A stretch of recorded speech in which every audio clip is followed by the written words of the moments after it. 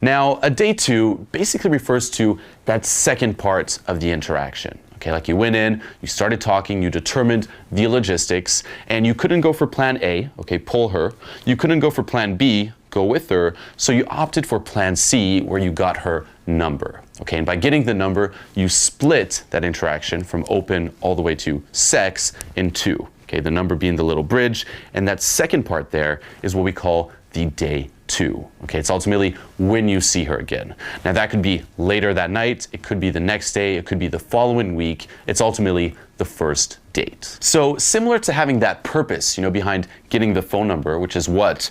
To see her again, there's also a purpose with the day two. Okay, it's not some fun little date. Okay, like guys like, oh, well, I got the number, so I'm just gonna go on a date. And it could be a random ice cream date. It could just be to hang out and have fun and something will magically happen. No, no, no, no, no.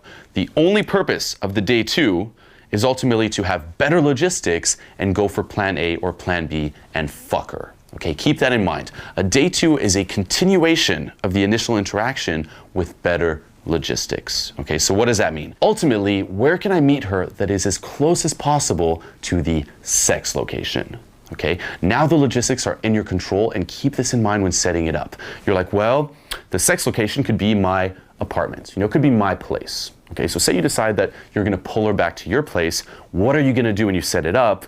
Look for places you can meet her at that are as close as possible to, say, your apartment. Okay, maybe there's some bar across the street, maybe there's some cool little coffee shop there, and that is where you're going to plan the day two. Okay, instead of meeting her out in a venue and you might live like miles away, now guess what? Oh, I'm right next door. Okay, and it's gonna be a lot easier to bring her there. The friends won't be there either, it'll just be you and the girl. Fucking awesome. Okay, now if you can't bring her back to your place, that's fine too. Okay, what could also be a sex location? Your car, for example. Okay, in that case, what do you do? Say you plan to meet her at some bar, just park around the corner. Okay, now guess what?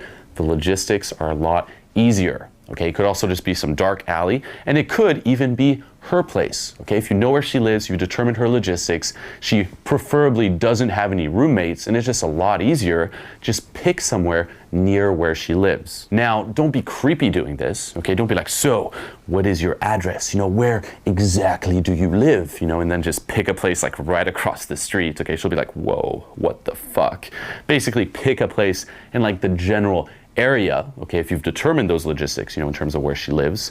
And what's cool about that too is that it diminishes the amount of compliance, okay? Instead of her having to drive miles away to meet you somewhere that's near your place, now she can just walk down the street. It's like, oh, it's just a few blocks away. Awesome. It's a lot easier to agree to this. It's a lot easier to comply. Okay, so keep this in mind when setting up the day two. What is the closest place I can meet her at to the sex location, whatever that sex location may be, okay? A day two is a continuation of the initial interaction with better logistics that are now in your control. And as a general rule as well, in setting this all up, try to avoid, going for dinner. Okay, now I know it's old school, like, let's just take that fine lady out for dinner. It's gonna be romantic, it will be magical. Don't do it. Okay, whenever you set up a day two where you guys go for dinner, there's always that awkward moment where it's like, well, who pays? Who pays for the dinner here? And if you're like, I'm not paying, or we both, we pay our halves, you can come off as being very cheap, kind of like that, and the girl's like, fuck this. And even if you do pay for her, what could that potentially convey? Oh, this guy could be like boyfriend material. This guy could be a provider. Maybe if I don't sleep with him tonight, I can get away with a lot more free dinners, and she might hold off, having sex with you. So don't do dinner. The best times to meet a girl for a day two is either for coffee during the afternoon or drinks later at night. Okay, now preferably drinks. Why? Because that kind of helps take the responsibility off of the girl versus coffee, but there's nothing wrong with coffee. You can do that as well, but those are like the best times.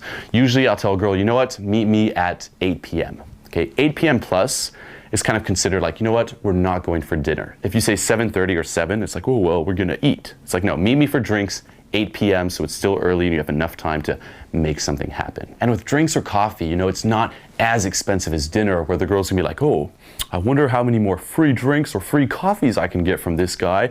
I better hold off sex. It's just not that big of a deal, okay? So you can buy her the drink. You can also just split it, be like, I'll get this round, you get the next. Or if you don't want to buy any at all, what you can do is just show up a little bit earlier, like 5-10 minutes earlier, get yourself a drink, or even some soda water with lime, sit down, and when she shows up, you already have your drink, so there's not that awkward talk of so who's paying? Okay, if she's like, well, are we getting drinks? You already have yours. Okay, so that's taken care of that way. And the last thing to keep in mind is never assume that you're gonna pick up where you left off. Okay, if you met her the night before and you guys are all very physical, you're biting her neck, making out, she's like, oh my God, this is so hot, she's getting turned on, her download bar is up here. Don't assume that the next day when you see her for drinks, she's gonna walk in with the same download bar and be like, oh, the same emotional state, okay? She might be tired, she might be a lot more chill, she might be a lot more stifled, you don't know. So the way that you should view it is like a brand new open. Okay, so you just go in, you open, you calibrate after, you find out where she is at in terms of her buying temperature, and then the same principles apply. You start putting the pressure on, taking the pressure off, you determine the new logistics, which now are a lot more favorable because they're in your control, and then you opt for plan A, and if that doesn't work, because maybe, sometimes she'll be like, well, I'm taking a friend with me. That'll very rarely, but sometimes happen. Even if she does that, that's fine. You can't go for plan A, but what can you do? Just stay in and go wherever her and her friend goes until you're isolated and go for plan B. Okay, so that is the second and last part of the interaction that leads ultimately to sex.